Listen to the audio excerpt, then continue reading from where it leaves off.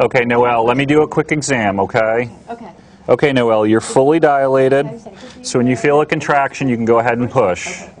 I'm ready. All right, we're going to hold your legs. Make it easier. Push. Okay, I'm pushing. Ready? Push. Okay. Contraction. Push. Push. That's good.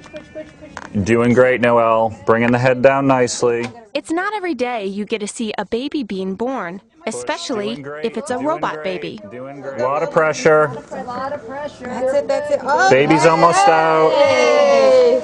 Is it a boy or a girl? It's a baby girl. Noelle is a lifelike birthing simulation tool being used to train medical students around the country. And Johns Hopkins Hospital in Baltimore just got theirs. I definitely think it's going to be a great aid for students. It's definitely something that I would have wished that I would have had earlier in my training. Why is that? What does it offer? I think because generally when we teach, especially in teaching medical students and residents, when you don't have kind of a full simulated model, it's very, very hard to be able to teach maneuvers. I mean, this is very realistic. Obviously, everything is as it would be. The patient, the way that she's positioned on the table, the size of everything. So you really can practice maneuvers not only for, uncomplicated things, but complications as well. David Azaza is one of the brains behind Noelle.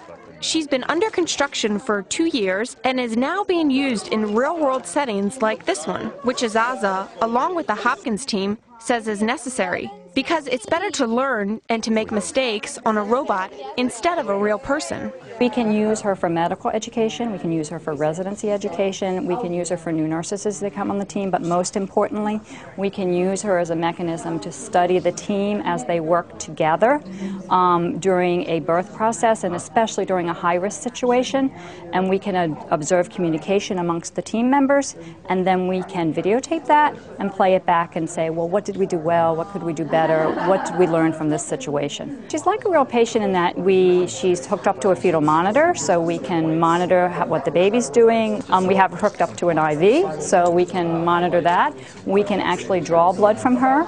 Umbilical cord is there, placenta is there. The umbilical cord can get wrapped around the baby's body part. During this scenario, the baby had shoulder dysplasia, but there can be other complications, such as long labor times or having a breech baby. But there are still some aspects that keeps Noelle from responding like a real mother in labor. No, the mother doesn't talk, so we usually have a lot of fun with that. We usually appoint somebody on the team to be the mother, and they can be as creative as they want to be as far as the actual, for the mother's part.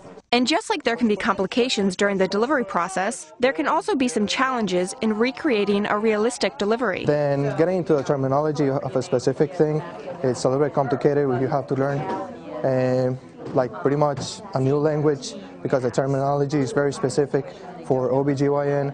So you gotta read books and talk to the doctors, and every time it's a learning curve. This just keeps going up and up and up. According to the American Pregnancy Association, 875,000 women experience one or more pregnancy complications. Noelle cost about $20,000 and has been on the Hopkins campus for about 2 weeks. MCIC Vermont, Hopkins Insurance Company, funded Noelle as part of a patient safety initiative. Gardmard Scientific is now working on the next model for Noelle, a wireless version. Good job, Noelle. Good job. Okay. For Discovery News, I'm Casey D. Gardner.